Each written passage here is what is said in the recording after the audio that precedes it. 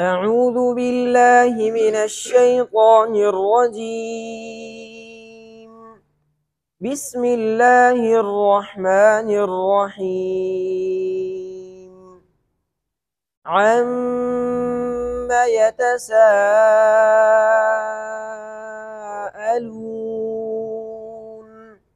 عن النبأ العظيم الذي هم فيه مختلفون. كلا سيعلمون ثم كلا سيعلمون.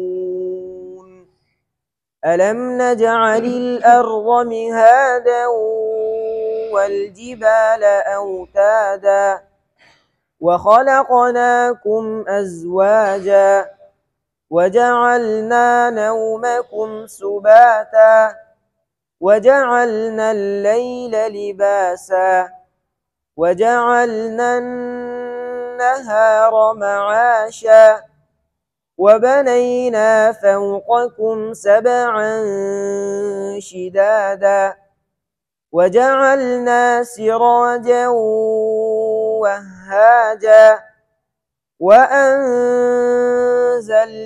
من المعصرات ماء ثجاجا لنخرج به حبا ونباتا وجنات ألفافا. إن يوم الفصل كان ميقاتا يوم ينفخ في الصور فتأتون أفواجا وفتحت السماء فكانت أبوابا وسيرت الجبال فكانت سرابا إن جهنم كانت مرصادا للطاغين مآبا لابثين فيها أحقابا لا يذوقون فيها بردا ولا شرابا إلا حميما وغساقا جزاء وفاقا. إنهم كانوا لا يرجون حسابا وكذبوا بآياتنا كذابا وكل شيء أحصيناه كتابا فذوقوا فلن نزيدكم إلا عذابا. إن للمتقين مفازا حدائق وأعنابا وكواعب أترابا وكأسا دهاقا لا يسمعون فيها لغوا ولا كذابا جزاء من ربك عطاء حسابا. رب السماوات والأرض وما بينهما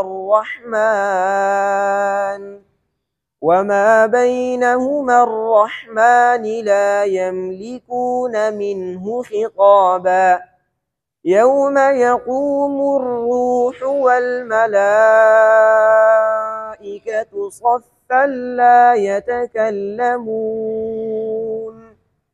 لا يتكلمون إلا من أذن له الرحمن وقال صوابا.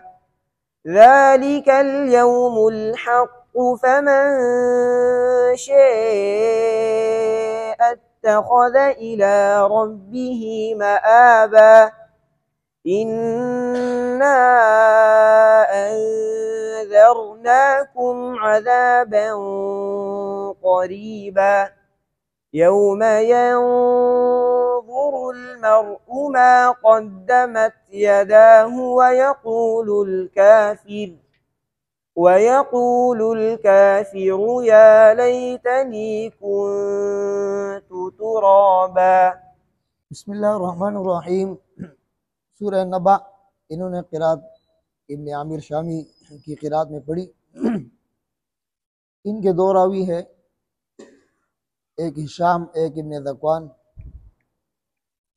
इस सूरत में तीन कलिमात के अख्तिलाफ है हफ्स के साथ। एक वफ़ुत्तिहत, ताकि तशदीद के साथ है, दोनों रावियों के लिए है। और गसाका, सीन के बग़ैर तशदीद के, ये भी दोनों रावियों के लिए है। तीसरे अख्तिलाफ शेआ, ये शेआ ये जो इमाला है इब्न ज़कवान के लिए है। दोनों रावियों के लिए मद्द मुनफसिल और मुत्तसिल में तवस्सुत है, मद्द लाजिम में तूल है। बैन सूरत इन दोनों रावी बिस्मिल्लाह भी पढ़ते हैं, बग़ैर बिस्मिल्लाह के सकता भी करते हैं, और बग़ैर बिस्मिल्लाह के वसल करके भी पढ़ते हैं। बिस्मिल्लाहिर्रहमानिर्रहीम। वन्नाज़िआति ग़र्क़ा वन्नाशिताति नशता वस्साबिहाति सबहा फस्साबिक़ाति सबक़ा फल्मुदब्बिरात अम्रा यौम तर्जुफ़ु الراجفة تتبعها الرادفة قلوب يومئذ واجفة أبصارها خاشعة يقولون أئنا لمردودون في الحافرة إذا كنا عظاما نخرة قالوا تلك إذا كرة خاسرة فإنما هي زجرة واحدة فإذا هم بالساهرة هل أتاك حديث موسى إذ ناداه ربه بالوادي المقدس طوى اذهب إلى فرعون إنه طغى فقل هل لك إلى أن تزكى وأهديك إلى ربك فتخشى فأراه الآية الكبرى فكذب وعصى ثم أدبر يسعى فحشر فنادى فقال أنا ربكم الأعلى فأخذه الله نكال الآخرة والأولى إن في ذلك لعبرة لمن يخشى أأنتم أشد خلقا أم السماء بناها رفع سمكها فسواها وأغطش ليلها وأخرج ضحاها والأرض بعد ذلك دحاها أخرج منها ماءها ومرعاها والجبال أرساها متاعا لكم ولأنعامكم فإذا جاءت الطامة الكبرى يوم يتذكر الإنسان ما سعى وبرزت الجحيم لمن يرى فأما من طغى وآثر الحياة الدنيا فإن الجحيم هي المأوى وأما من خاف مقام ربه ونهى النفس عن الهوى فإن الجنة هي المأوى يسألونك عن الساعة أيان مرساها فيم أنت من ذكراها إلى ربك منتهاها إنما أنت منذر من يخشاها كأنهم يوم يرونها لم يلبثوا إلا عشية أو ضحاها. बिस्मिल्लाहिर्रहमानिर्रहीम। इन्होंने सूरह नाज़िआत क़िरात इमाम इब्न आमिर शामी की क़िरात में उनके दो रावी है हिशाम और इब्न ज़कवान। दोनों रावियों के लिए मद्द मुनफसिल और मुत्तसिल के अंदर तवस्सुत है, मद्द लाजिम के अंदर तूल है। और पहले इख्तिलाफ आ इन्ना यानी हमज़ा में, दूसरे हमज़ा में जो है ना क्या नाम है तहक़ीक़ है, और दोनों हमज़ों के दरमियान इदखाल है। यानी पहले हमज़े के बाद अलिफ दाखिल करते हैं, दूसरे हमज़े में इदखाल करते हैं। ये हिशाम के लिए है। और जिस तरह हफ्स में आ इन्ना बग़ैर इदखाल के है, इसी तरह हिशाम के लिए ये वजह भी सही है, और इब्न ज़कवान के लिए सिर्फ यही है आ इन्ना यानी बग़ैर इदखाल के। हिशाम के लिए दो वजूह है, इदखाल मा तहक़ीक़ और बग़ैर इदखाल के मा तहक़ीक़, जिस तरह हफ्स के लिए है। उसके बाद इज़ा कुन्ना यानी बग़ैर हमज़ा के है, ये दोनों रावियों के लिए है। अंतुम के अंदर इदखाल मा तस्हील और इदखाल मा तहक़ीक़ दोनों हिशाम के लिए है। यानी पहले हमज़े के बाद अलिफ दाखिल करते हैं, और दूसरे हमज़े में तस्हील भी उनके लिए सही है, और दूसरे हमज़े में तहक़ीक़ भी सही है। यानी हिशाम के लिए दो वजूह इसमें हुए, इदखाल मा तस्हील फ़ी हमज़े सानिया और इदखाल मा तहक़ीक़ फ़ी हमज़े सानिया। इसी तरह जहअत के अंदर जो इमाला है, ये इमाला इब्न ज़कवान के लिए है। बैन सूरतैन दोनों रावियों के लिए बिस्मिल्लाह पढ़ना भी सही है। बैन सूरतैन दोनों रावियों के लिए बग़ैर बिस्मिल्लाह के वसल करना भी सही है, और बैन सूरतैन दोनों रावियों के लिए बग़ैर बिस्मिल्लाह के सकता करके पढ़ना भी सही है। अऊज़ु बिल्लाहि मिनश शैतानिर रजीम। बिस्मिल्लाहिर रहमानिर रहीम।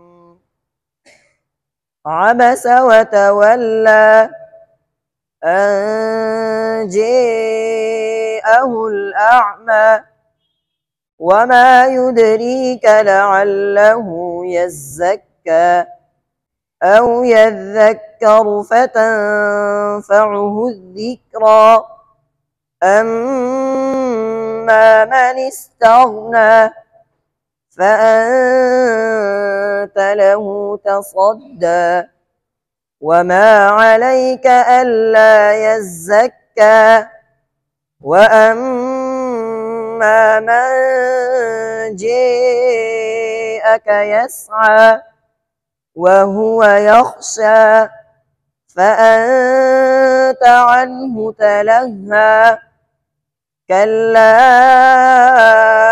इन्नहा तज़किरह फमन शाअ ज़करह फ़ी सुहुफ़िन मुकर्रमह मरफ़ूअतिन मुطهرة بأيدي سفرة كرام بررة قتل الإنسان ما أكفره من أي شيء خلقه من نطفة خلقه فقدره ثم السبيل يسره ثم أماته فأقبره ثم إذا شاء أنشره كلا لما يقض ما أمره فلينظر الإنسان إلى طعامه إنا صببنا الماء صبا ثم شققنا الأرض شقا فأنبتنا فيها حبا وعنبا وقضبا وزيتونا ونخلا وحدائق غلبا وفاكهة وأبا متاعا لكم ولأنعامكم فإذا جاءت الصاخة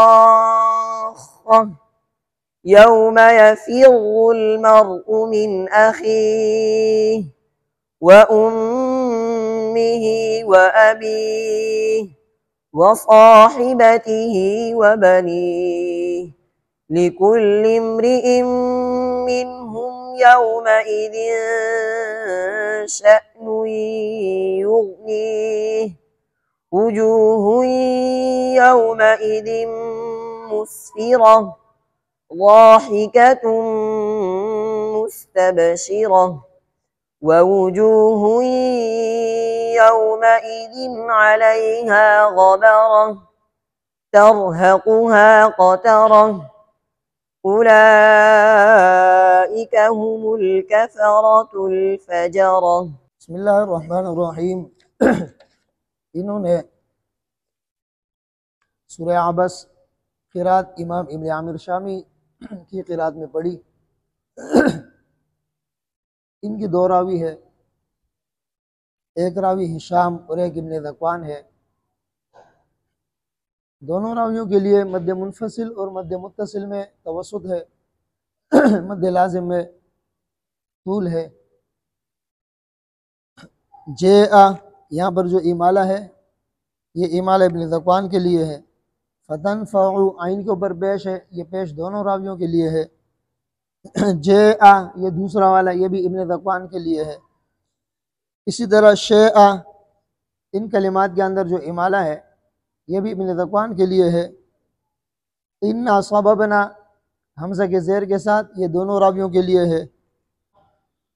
جاءت الصاخہ یہ جو امالہ ہے یہ امالہ ابن ذکوان کے لیے ہے۔ بین السورتین دونوں راویوں کے لیے بسم اللہ پڑھنا بھی صحیح ہے۔ بین السورتین بغیر بسم اللہ کے وصل کر کے پڑھنا بھی صحیح ہے، اور بین السورتین بغیر بسم اللہ کے سجدہ کر کے پڑھنا بھی صحیح ہے۔